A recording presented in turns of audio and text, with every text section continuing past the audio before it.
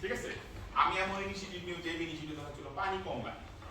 আগে এভাবে করতো ধর 10 লিটার করে পানি লাগতো, আগে এখন এরকম টেকনোলজি ব্যবহার করছি 8 লিটার পানি লাগে। এই যে 2 লিটার পানি একটা সেভ করতে পারলে ট্রেডিশনাল যারা করে তার থেকে এটাই ইনোভেশন। ইনোভেশন মানে আইনস্টাইন হতে হবে নট নেসেসারি। ইনোভেশন মানে যে আইনস্টাইন হতে হবে নট নেসেসারি। আপনি টিপিক্যালি যে কাজটা হচ্ছে তার থেকে যদি টাইম কমাইতে পারেন, আগে 8 দিন লাগতো এখন 3 দিনে হয়। ঠিক আছে? এটাই ইনোভেশন। আগে আপনার কাছে 3 বার আসতে হইতো, এখন একবার আসলে হয়, তো আশাই লাগে না, অনলাইনেই হয়ে যায়। এইটাই ইনোভেশন। ঠিক আছে? Less cost, less time, less busy.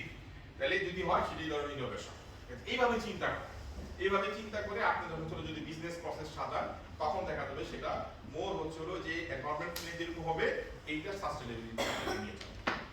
যেমন ধরুন হলো যে আমরা যখন প্রাইভেট সেক্টরকে এসডিজির সাথে সম্পৃক্ত করতে চাইলাম, প্রাইভেট সেক্টরগুলো আমাদের এসডিজি করি, বলে কি করেন, বলে যে আমরা সিএসআর ফান্ড আছে, সিএসআর ফান্ড দিয়ে ধরে আমরা সিএসআর ফান্ড দিয়ে আপনি কি করেন, শীতকাল আসলে কম্বল নিয়ে গিয়ে হাজির হন, প্রধানমন্ত্রী ত্রাণ তহবিলে কম্বল দেন, অথবা যে ধরে কোনো হচ্ছিল 100 কোটি টাকা জমা দিয়ে আসলেন, অথবা বর্ষাকাল আসলে হচ্ছিল কিছু খিচুড়ি বানিয়ে নিয়ে গিয়ে হচ্ছিল কিছু লোকের সামনে খিচুড়ি দেন, দেওয়ার আগে ছবি তুলেন, খিচুড়ি দেওয়া হইতেছে। ঠিক আছে?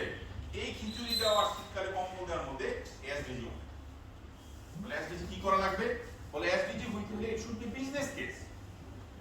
আপনি প্রাইভেট সেক্টর, আপনি প্রফিট মোটিভ, প্রাইভেট সেক্টর মানে হচ্ছে আপনি প্রফিট সাইড কিছু বুঝেন না, ভেরি গুড, আপনি প্রফিট করেন not at the cost of environment.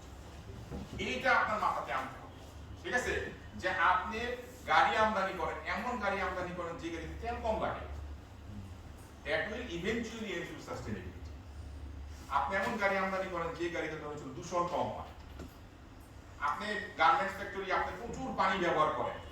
ঠিক আছে? যে ওয়াশিং এর ক্ষেত্রে বিশেষ করে যারা জিন্স ব্যবহার করে, আপনি এমন টেকনোলজি ব্যবহার করেন যে পানি কম হয়, that will eventually ensure sustainability.